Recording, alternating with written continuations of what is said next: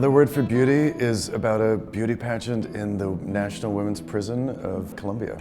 It follows the lives of the contestants. You see them the day before the pageant, you see them on the day of the pageant.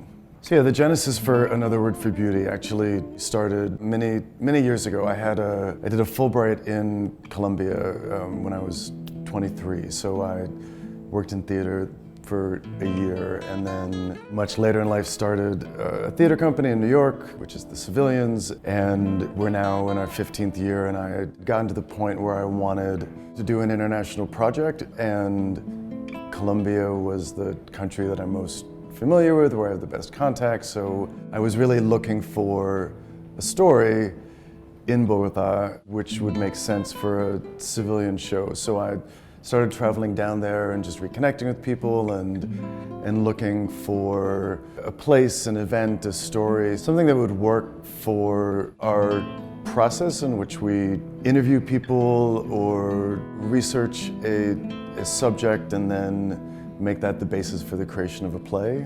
And when somebody told me that the women's prison in Bogota does this pageant, I thought that is a perfect subject. So that's really how it all came together, and I approached Jose Rivera to see if he would be interested in writing it, and he was game. And then I also asked Hector Buitrago, who's the composer, and we put our team together and made the show. I think what's most inspiring to me about the story of this show is it's really the story about a group of people who are without much power in society. They're inmates in a prison, and using what they have, they essentially put on this extraordinary show, which is this pageant.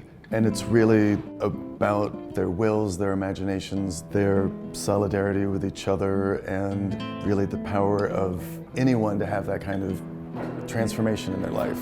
I mean, I think audiences should be excited to see Another Word for Beauty, because this is a show that really came from the authentic stories of the women inside this prison going through this extraordinary experience. So in a sense, it's an opportunity to go somewhere real one would never have the chance to actually go to, or hopefully won't, unless they're very unlucky, won't end up inside a Colombian women's prison. It is this extraordinary visual spectacle. Those of us who went to the prison and saw the pageant and watched what the women made themselves over months of preparation, it was pretty extraordinary. And then our designers have just taken that and run with it. And the pageant that they will see here is not really anything like a Miss America pageant or like the typical just evening gowns and bathing suits and all of that. Like, it is a full-on, very theatrical,